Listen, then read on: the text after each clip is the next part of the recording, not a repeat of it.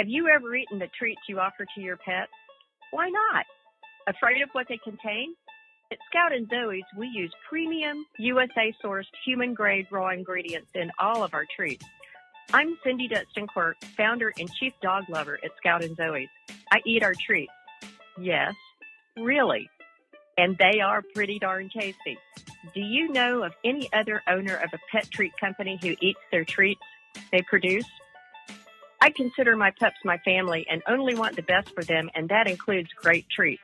With human-grade quality ingredients I trust.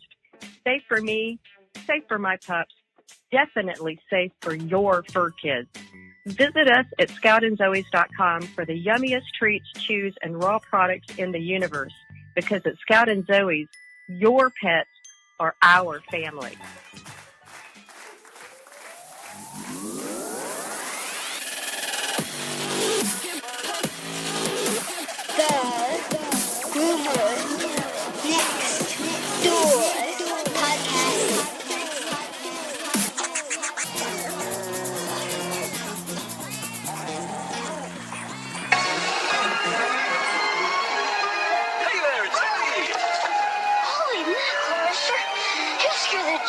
Out of me. How would you like to take a break from that fine lead-based paint and learn about dodgeball? Boy, would I! Hello, pups and kittens, and welcome to another fun-filled and informative episode of the Groomer Next Door podcast. I'm your host, Chris Green, and joining us this week is our good friend, Cindy Dunston Quirk, and she's going to be talking to us about Scout and Zoe's and so much more. And you may have picked up on a little bit of a teaser at the beginning. Just something small. We'll go over that later. But let's go into our fact of the week. You can lower your blood pressure just by petting your pup. And Corgi is Welsh for dwarf dog. And I have a cat that's deciding to walk all over me as we're going. So this is definitely one of those episodes that is fun-filled and furry as they all go. By that sound, Cindy is about to enter the podcast studio. So, with that said, my cat says hi, and welcome Cindy Dunston Quirk to the podcast. Oh, hello. Hold on a sec. Dad, we have a guest on the podcast.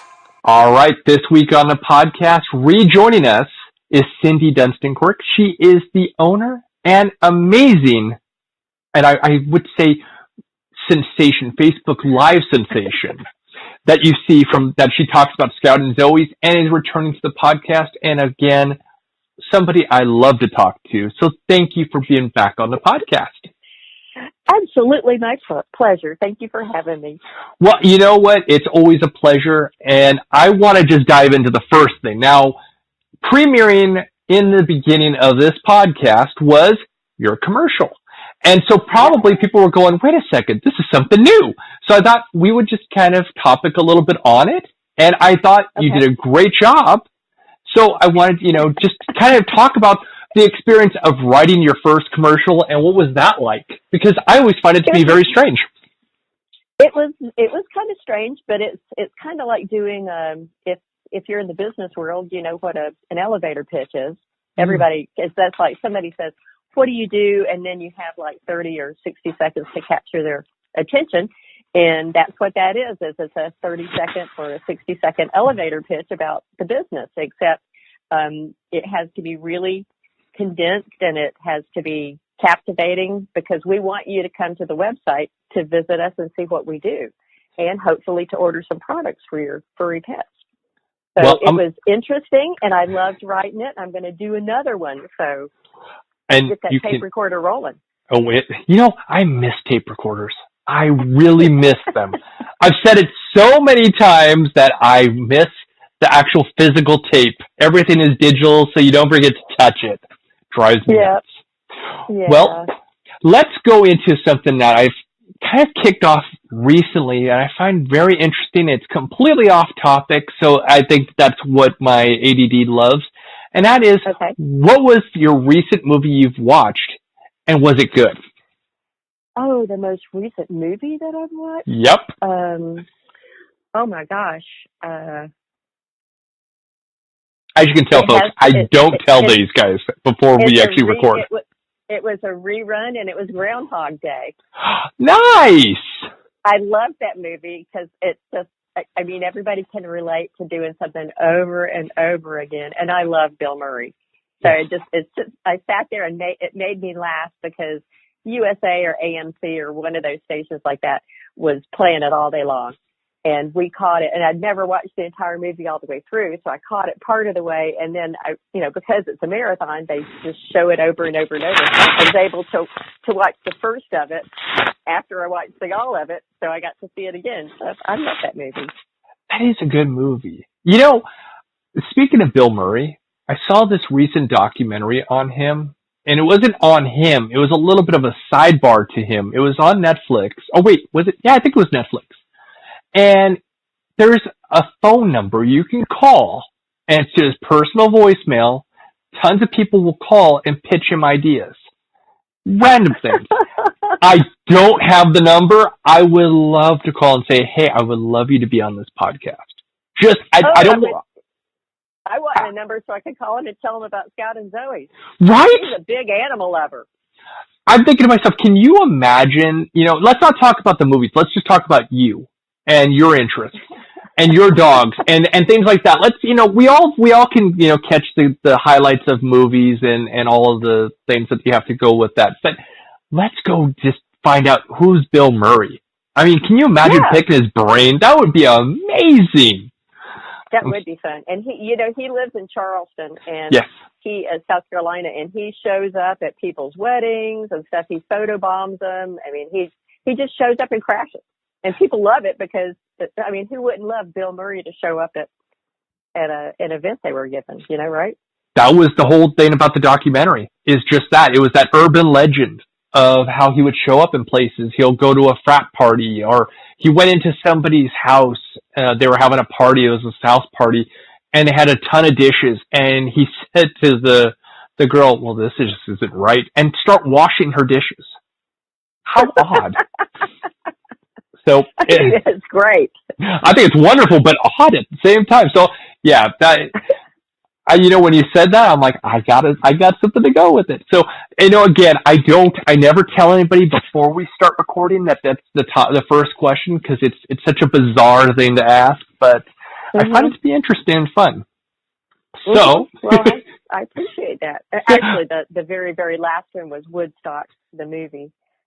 We watched a piece of that last night too. So, but that you can only take so much of Woodstock at a time. Yeah. Or at least I can't. It was just like 30 minutes was just enough. I thoroughly enjoy Groundhog Day more than Woodstock the movie. I don't think I've ever seen Woodstock. Yeah. It's it's like this 4-hour long it's a rockumentary. So it has all of the musicians doing all of the music, and then video of people sliding in the mud and people naked walking around, or it's raining, and it's pretty odd because it's actually what happened at Woodstock. But and since it's 50 years since Woodstock was happened, it's historically significant. But a little of that goes a long way.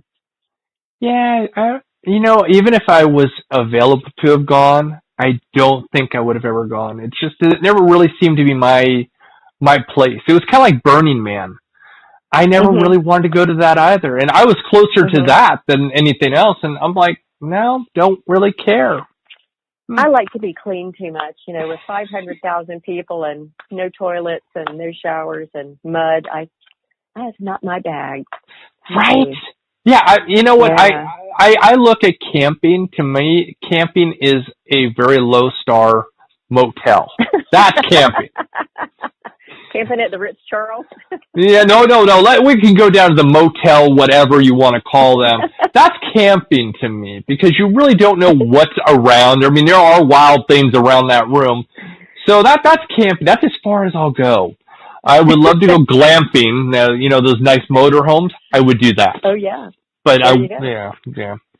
So what's new? Since we've talked to you last, I know you have been extremely busy, and I would love to catch up on what's new. Okay, So we'll take these one at a time. Or do you want me to run down what's new and then you pick what you want to talk about? No, you're leading the way. Your story. Okay. Well, let's talk about. Let's just enumerate everything and then we can dive into. So you know that we had the carp products, the Asian carp products, like the body parts, and now we have carp jerky. So we've taken the red meat and filleted it and dehydrated it, so it's actually a jerky piece that you can give your dog. So it's got all of the omega-3s and everything just as much as all of the other carp products do, but it's in a pure form where it's just simply dehydrated, left in these strips that are natural to how the meat comes out, and you just give them to your dog. So that's one. Then we've had a new salmon product where we use not just the meat, but the entire salmon, which is cool because now that treat is kind of pink because it's got the eyes and the head and the organs and the skeleton and the skin, the head and the tail. It's got everything in it. So we just take the whole salmon, grind it up, put just a few things in there to bind it together, just enough for it to hold into a strip, just like our venison jerky. And we have salmon, so it's this nice, pretty pink color. It's beautiful. And, of course, the dogs and the kitties are going to love that. We have whole freshwater sardines.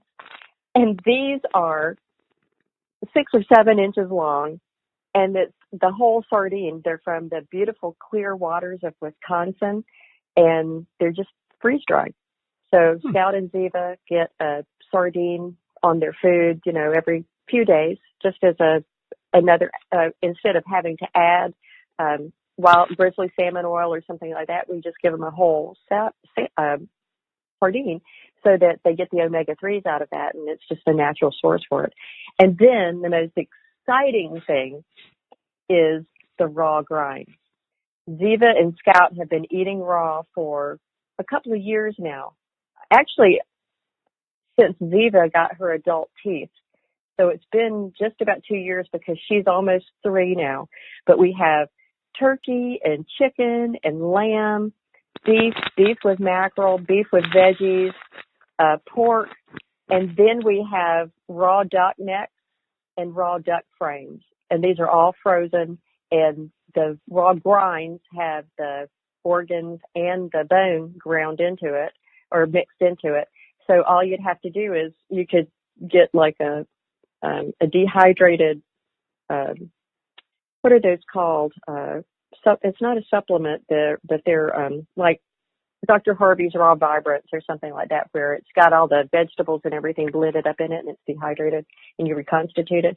So you could do that, and you can add grizzly salmon oil or sardines or something like that to it. So you can make it a complete meal, but as it is, it's not a complete meal. So we have all of those available, and that is awesomeness, total awesomeness, because we know exactly where all of the proteins are grown or where they're raised. They're born, raised, and harvested locally. So we know the source on all of these products. Wow. Very exciting stuff. And see, that's the big thing is that, and I'll go into that later, but that's kind of the big backbone to everything right now is knowing the source, knowing where it's coming from, knowing the farms, knowing every bit of it, knowing it's not being shipped over from who knows where. You have that ability to know. It's like, okay, I have to have my hands on it all, which helps. And all of these proteins they're not the portions of the cow or the pig or the chicken or the turkey that nobody wants. It's the human grade. It's grown for human consumption or raised for human consumption. But, they take portions of it and say, okay, well, we're going to make this today. We're going to blend this up for the dog food or for the raw grinds. And, it's pretty awesome. And I have to tell you, my dogs have been eating this for a couple of years now, and I would not do it if I wasn't 100% sure that these are awesome, and they are. Well, I'm going to go into this one now. Cindy sent me a care package, and I got to see everything in its glory. And the things that I looked at them at full glance, and it's not just by sight, it's also by touch.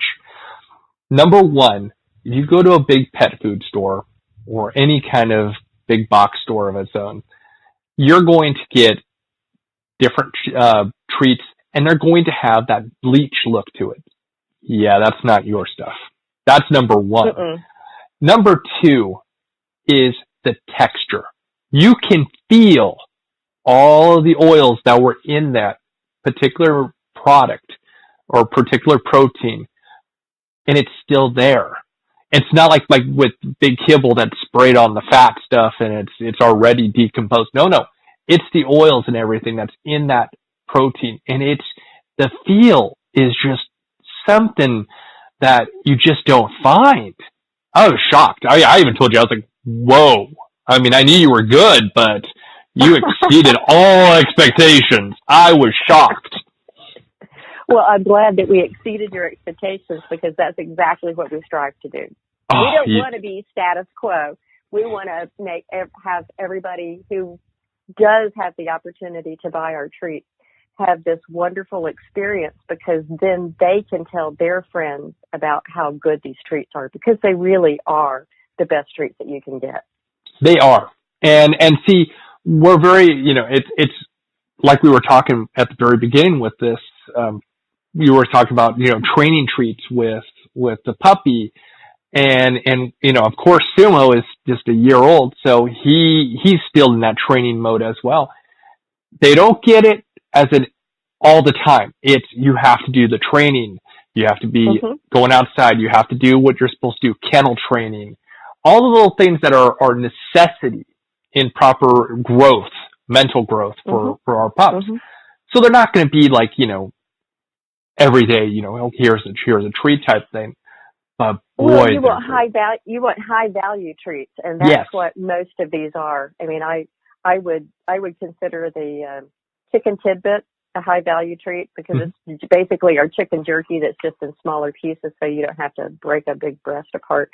That's a high value treat, and then any of the other proteins like the kangaroo or the duck or the venison or even the salmon they're all high value treats. And when Scout and Ziva come in from being outside, especially if they come when I call them, which is rare because they're not great on their recall, but when they come when I call them, I give them a piece of chicken jerky.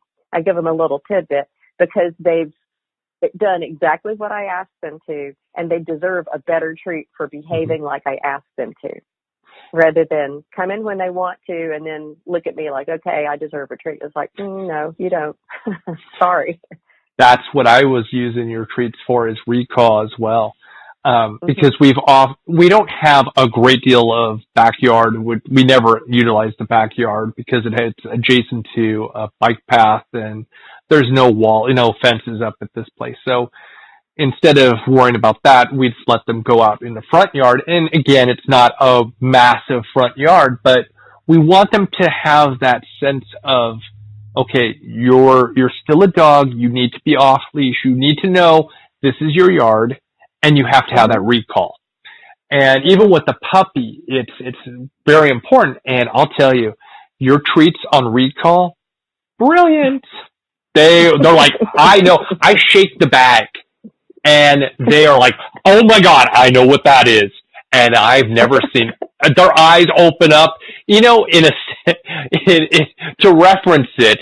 You remember the bacon treats? You remember how they had that dog's eyes open up wide, which was never true, but that is exactly what they do. And they have their very, kind of closed type eyes. They always have this kind of emo, sad look. I don't know why, because they're so happy, but they have that sad look, and they see that, and their eyes open up really wide, and their ears are bouncing as they're running. They're doing everything they can to get into the door, because they know, ooh, I know what I'm going to get. Scout and Zoe aims to please. And you do. And you do. I said this in the last time that you were on. You've definitely exceeded all reputation by all that I can imagine. And I even told you before we even started, I had asked around and everybody said so many great things about you. And it's beyond that now. I've seen your product. I'm like, wow, okay, you're above the rest. That's great. Because again, in a situation we're in an economy we're in of, okay, what do we have in this industry to be able to utilize for treats? It's very limited. And the problem is when I say limited, it's all the same stuff. And it's all the same garbage stuff.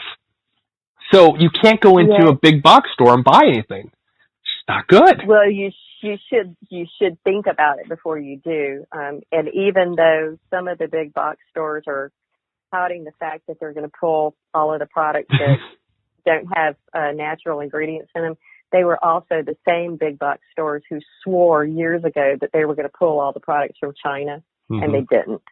So pet parents, be aware of what you're buying and read the labels very, very carefully, because smoke and mirrors and marketing is rampant, and it hurts my heart when I hear or see, like on Facebook or read it in the news or see it on the news, that some pet parents have lost their pets because they were feeding them things that they thought were good and then they're not. Right. And, that's where that's what gets me up and motivates me to do what I do every day. Is it's all for the pet. It's all about pet wellness and for them to live their happiest, longest, healthiest lives that they are able, whether that's 5 or 10 years for a gigantic breed or, for a little dog, 15 or 20 years. But I fully expect Scout and Ziva, because of what I know about nutrition now, I fully expect them to hit the high teens. And they're not small dogs, but I expect them to hit the high teens in their lifespan, maybe even 20, because of what I know I'm feeding them is to their best benefit. Their bodies are utilizing everything that I give them, and I know where everything comes from. See, those are That's huge. That's two massive parts of pet nutrition. And obviously, you already know how much I love talking about nutrition and what goes in and then what comes out. It's what it utilizes. I mean, you look at the anatomy of the dog and how much it takes and breaks down. If it doesn't need to expel anything, it'll expel it in a small bunch. If it has to expel large amounts, we got a problem. And that's why I always ask people when they say, oh, my dog XYZ. I'm like, well, what size of poop does your dog have? And it's the strangest look I get from people. Like, why do you want to know what my dog's poop is? But if your dog, and I'll use a reference from a movie, you remember Jurassic Park with the the Triceratops, where the doctor went to look at the poop? If your dog is pooping that much, you got a problem. And that's huge. I mean, it's a huge deal. Poop is a huge deal because you can really tell the health of an animal by its poop.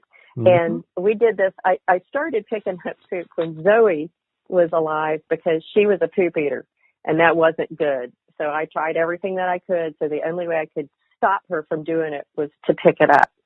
And so that habit has, even though she's gone, that habit has persisted because I don't want to step in it. And I can watch Scout's health.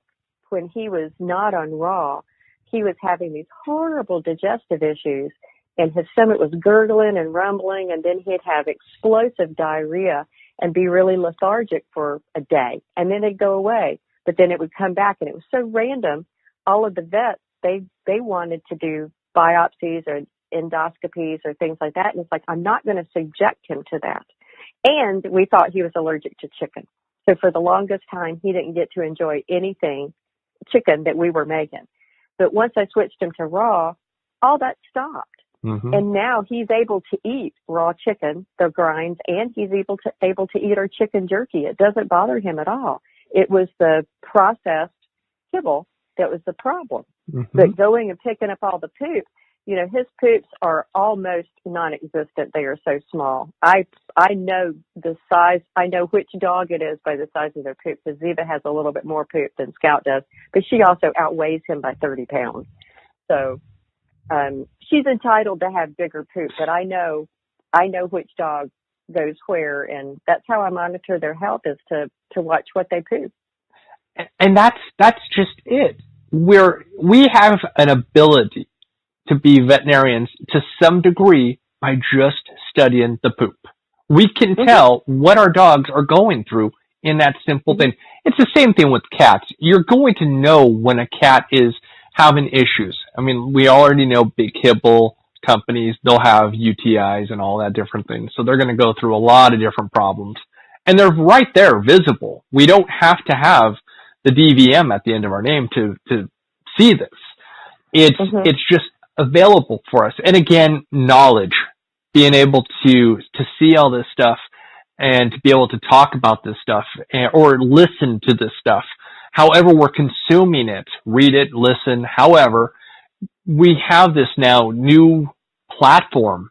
And again, look at how in the last 10 years, just smartphones have changed the way we've lived. I mean, it's bizarre. I mean, everything we have everything possible in our palm of our hands. Why these companies are still around is beyond me. We know everything. It's just money for some of them, but with my company and for me personally, it's never been about the money. It has, and I'll stand by that and swear in a Bible, because it really never has been about the money. It's always been about solving issues for my dogs, and it all started with Zoe and her allergies. And it was all because I just loved her with all of my heart, and I wanted her to be well. And that continues. And as they age, they continue to show me what I need to do. Yep. And Zoe was a perfect example, because as she aged, there was really no food to feed her as a senior dog that didn't have a weight problem that had allergies. Because all what they want to do is they want to put them on weight management, and that's not what she needed. Right. But now with Scout, we're able to feed fresh food, and so that includes the fresh proteins, fresh vegetables, fresh fruits, these quality treats that are made with only a single ingredient or limited ingredient. So for me, it's always about the pet. And whether it's my dogs or your dogs or the guy down the street or somebody in Hong Kong or Shanghai or in Korea, because we're shipping to South Korea now, whether it's somebody over there, we all love our pups and our kitties and our small animals the same, and that matters. So it's never been about the money. It's always been about giving these wonderful, beautiful, furry souls the best, longest, happiest life that I can give them. And I will stand by that till the day I die. I will never bring out a product that doesn't have their best interest in mind just because I want to make money off of it. It'll never happen. You're really good at segues, by the way. Because I was going to bring up how, because again, this was a major thing a couple months ago. You had a massive Asia dealing. You were sending it, as you said, to pretty much everywhere in Asia. I mean, how did that all start? Because I was going to ask you this question before, but I'm like, I'm going to save it for a later day. How did all this start? And I know you were literally working night and day to get all these orders done.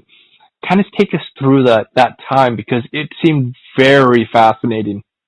It's pretty incredible, because with wholesale accounts, I don't like to advertise. I mean, I can advertise, but I really don't care to pay the big bucks that magazines want us to pay for advertising. So I tend to be grassroots and word of mouth, and word spreads.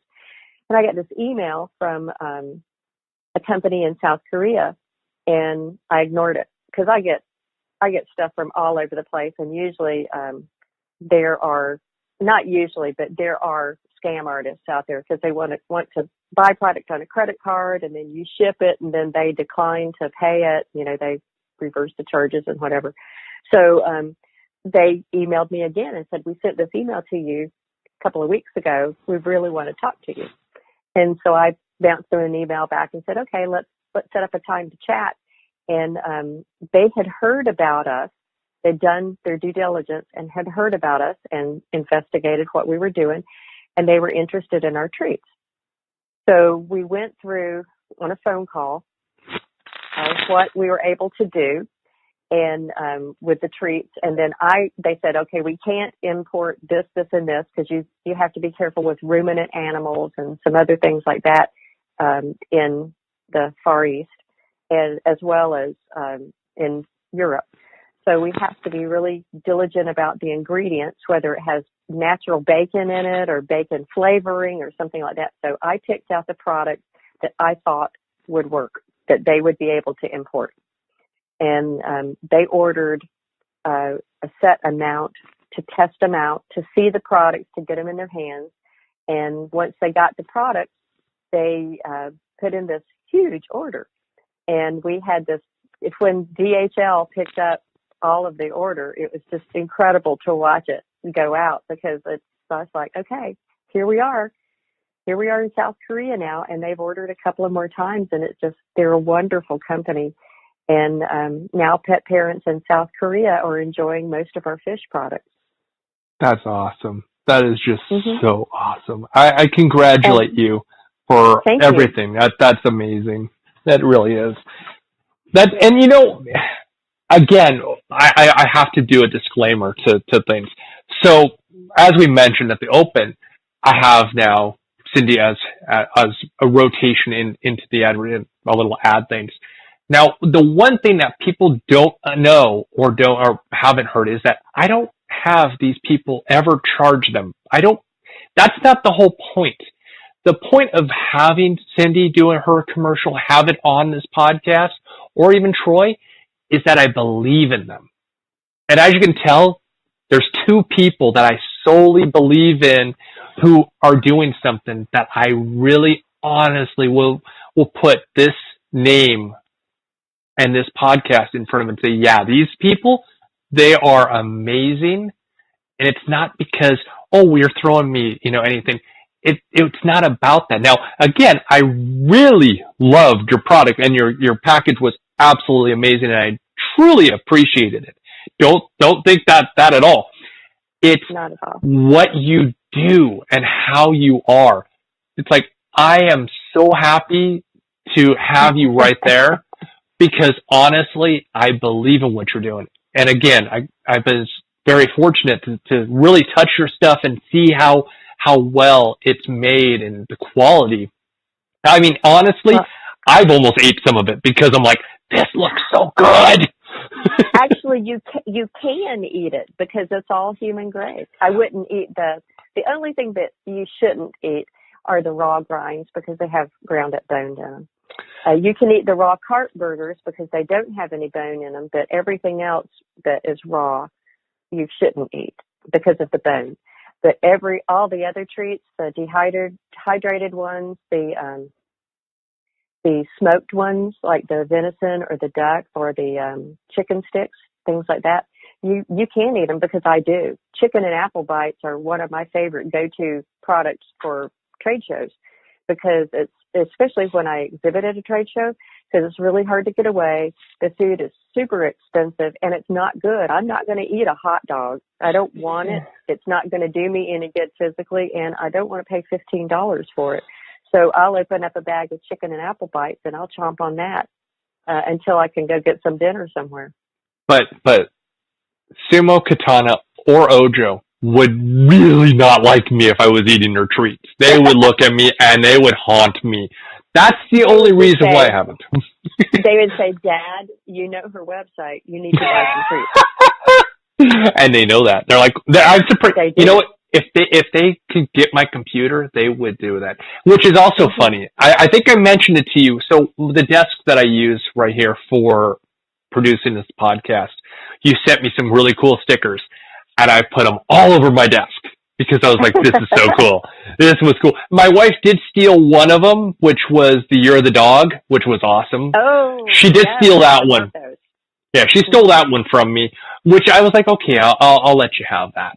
But I wasn't going to give her any other ones. I was like, nope, these are definitely going in here, and I like this because again, it really filled the whole point of what we're doing. So I thought it was great. It was amazing. And again, you're welcome. Again, you're great at segues. So now we were talking before we started. You're going to be at SuperZoo. What else are you going to be attending this year? Well, I'm going to Global Pet Expo in Orlando. That is the middle of March. I'm not exhibiting this year. I'm just going to be down there to visit with some customers and some foreign buyers on Tuesday, but I'll be there all week.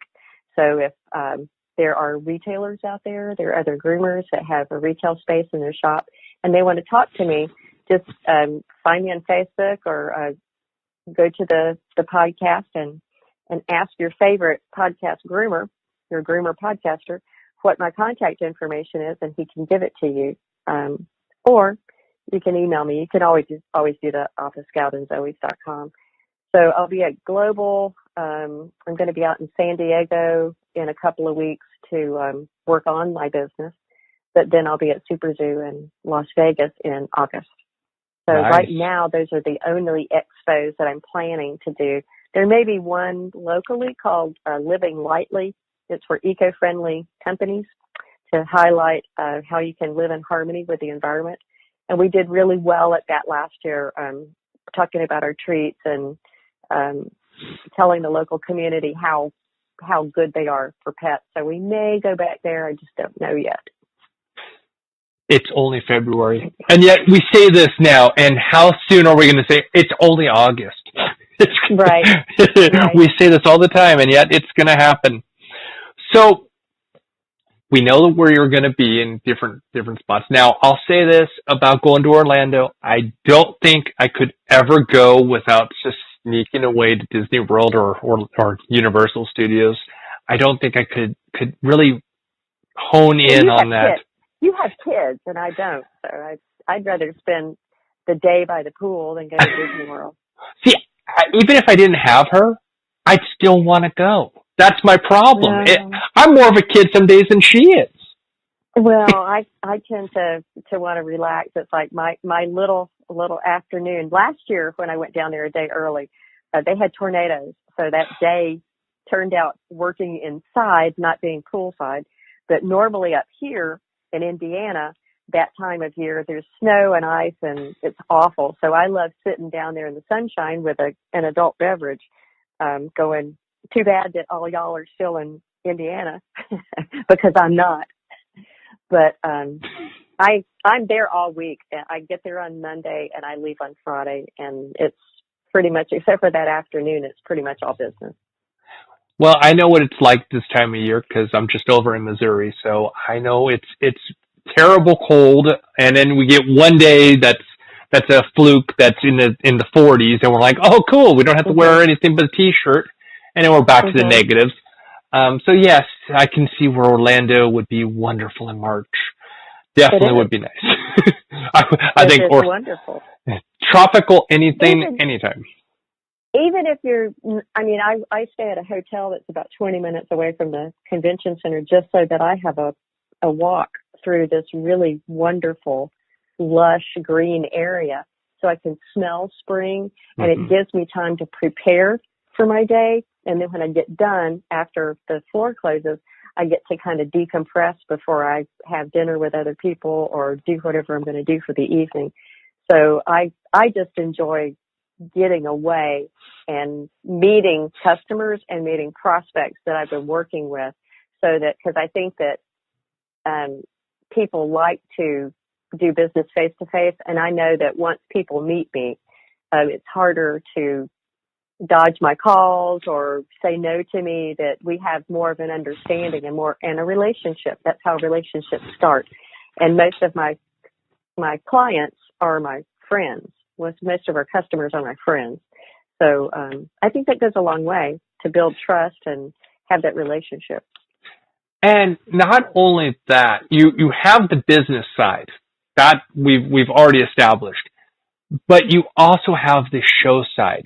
I mean, if you watch Cindy on Facebook Live, I mean, if she's at a convention, she's live almost the entire time.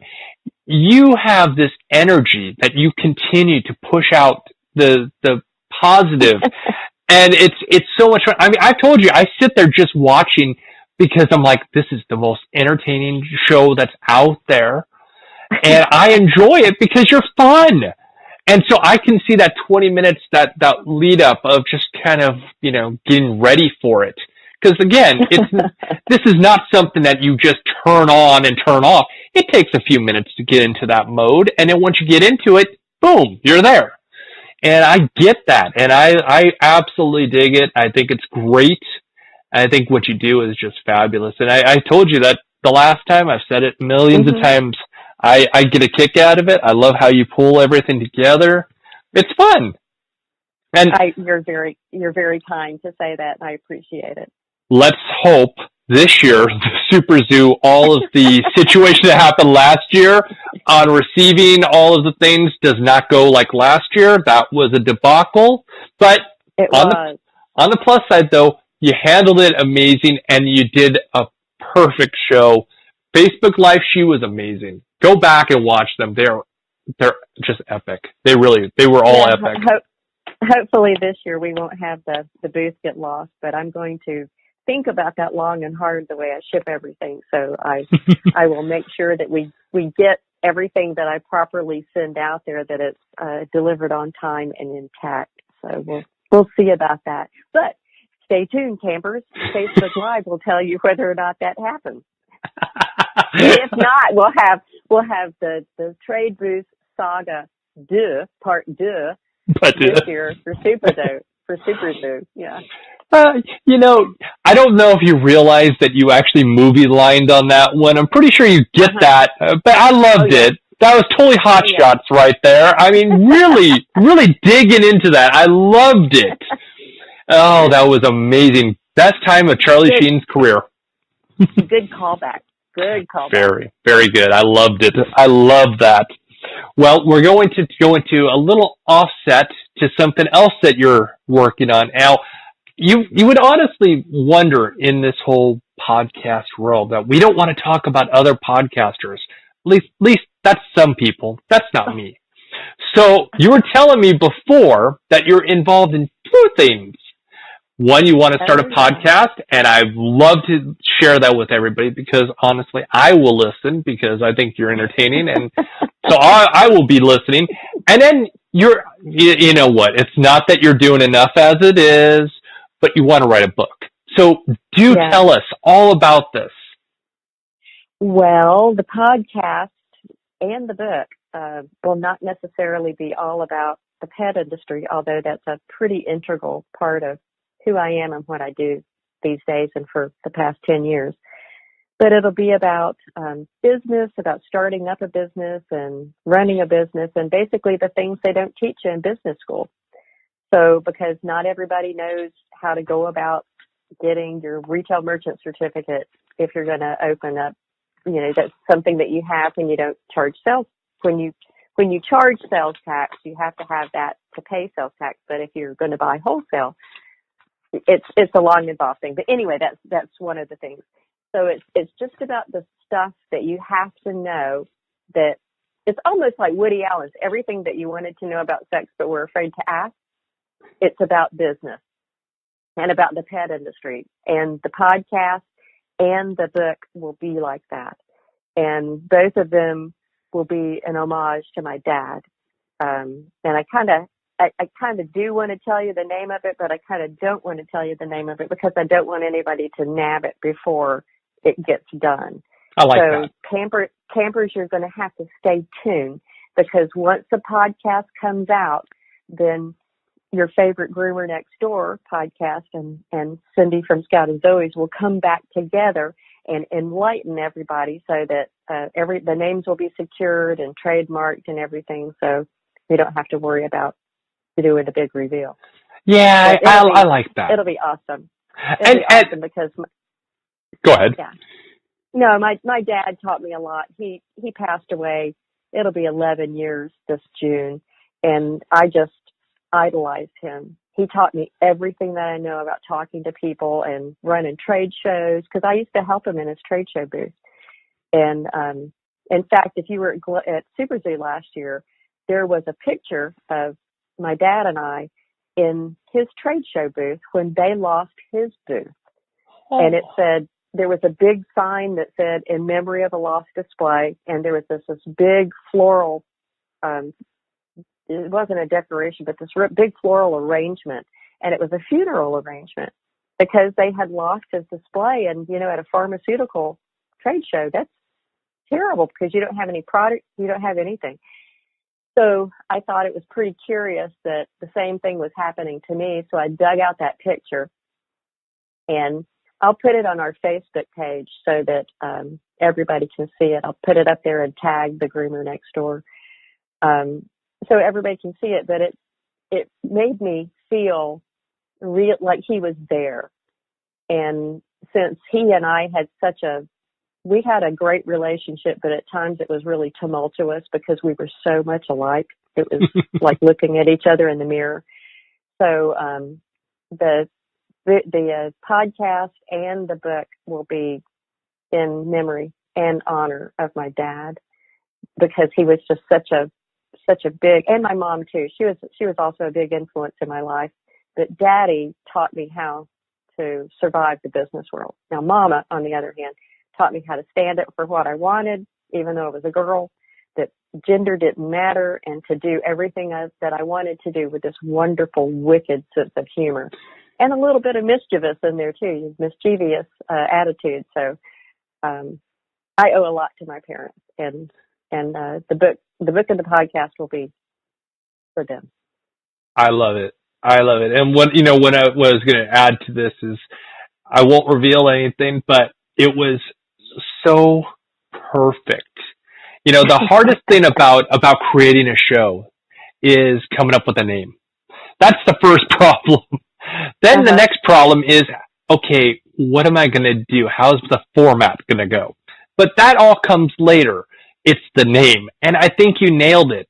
You really nailed it, and you were able to really tie it all together. So I loved it. And the moment you start releasing episodes, I will be listening, because I will let you know so that we can let all of your wonderful kitties and cats, cool cats and cool kitties and dogs listen.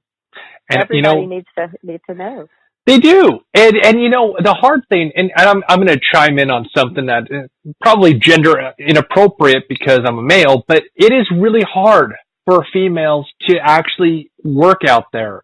You guys don't get the fair shake. I saw it when we opened up our shop. My wife handled a lot of it. I handled very little. And I would come in, and there would be a contractor, and they would talk to me. Like, I'm like, talk to her. She's the boss. It's just, and that's hard. Yeah, my mom didn't take any crap off of anybody. She was not quite 5 feet tall, or just at 5 feet tall, and she was a surgical nurse. So she worked in the operating room. She didn't take crap off the doctors, off of anybody. And they called her Sarge, and she cracked her whip on a daily basis. She was an operating room registered nurse for almost 64 years. So I learned everything I know about not taking crap off of anybody from her, and being a trickster from her, and having this wicked sense of humor from her. So, yeah, she was a force of nature. Absolutely. And that's they were a good couple. That's why not only the book, but the podcast will do fabulous. And you know, it's funny. Everybody I know, it's like writing a book. It seems to be that thing that everybody is doing now, which I wouldn't even know where to start. So I always say, good job, because boy, that's a place I don't think I have an idea how to even begin at that. I think everybody has a book in them. It's just whether or not you can pull it out. And I've been thinking about this for a long time, so it's time. I've amassed enough information for probably 2 or 3 books, but the first one is the one that'll get the flow started, and it'll be easy after that. Well, I know it'll and be. then I want to do public speaking, so we'll stay tuned. Stay tuned. There's a lot going on. Wait. You already do public speaking. You do a lot of that. I mean, like paid gigs. Yeah, I get that one. Yeah, the paid ones, those are the, that sounds like fun. Mm-hmm. Yeah, I'm with you on that.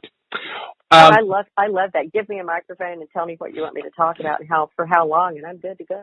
Yeah, you know what? I'm the same way. I'll sidebar into a whole rant again. I love to rant. But, it's funny. I love the spotlight, obviously.